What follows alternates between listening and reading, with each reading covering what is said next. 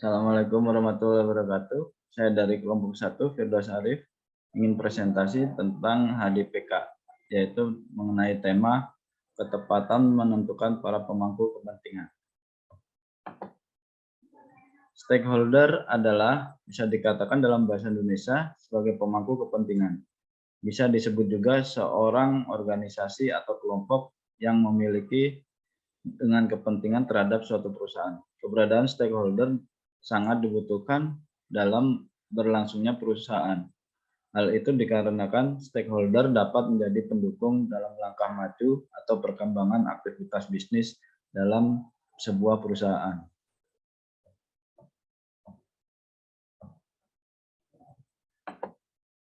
Jenis stakeholder.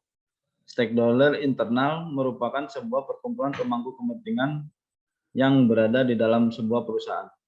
Pemangku kepentingan internal ini mempunyai kepentingan langsung terhadap perusahaan sekaligus sangat mempengaruhi berjalannya suatu bisnis. Yang kedua, stakeholder eksternal. Secara definisi, stakeholder eksternal merupakan kebalikan dari stakeholder internal. Apabila stakeholder internal adalah pihak yang memiliki kepentingan di dalam sebuah perusahaan, maka stakeholder eksternal adalah sebuah pihak yang memiliki bagian dari pemangku kepentingan bisnis di luar perusahaan.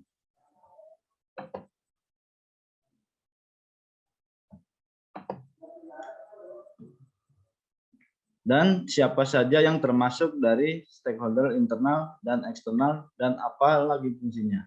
Stakeholder internal mencakupi pemilik perusahaan, pemegang saham, dan karyawan. Sedangkan stakeholder eksternal adalah pelanggan, supplier, dan pemerintah. Fungsi stakeholder adalah stakeholder internal, satu pemilik perusahaan atau owner yang memiliki atau mempunyai. Dalam sebuah bisnis, owner bisa dikatakan sebagai pemilik dari usaha tersebut. Fungsinya pemilik perusahaan bertugas untuk mengambil dan mempengaruhi keputusan anggota dewan lainnya mengenai jalannya bisnis. Pemegang saham adalah seorang yang membeli saham atau telah mengambil bagian kepemilikan perusahaan. Dan fungsinya pemegang saham bertindak sebagai pengawas dan di perusahaan untuk mengamati kinerja karyawannya. Karyawan sendiri adalah orang yang bekerja di suatu perusahaan atau lembaga dan digaji dengan uang, atau karyawan dapat diartikan sebagai orang yang bertugas sebagai pekerja pada suatu perusahaan.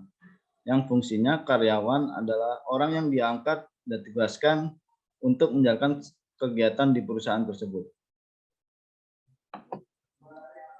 Dan fungsi stakeholder eksternal adalah satu, pelanggan adalah orang-orang yang membeli dan menggunakan suatu produk baik barang maupun jasa yang dikeluarkan oleh perusahaan secara terus-menerus.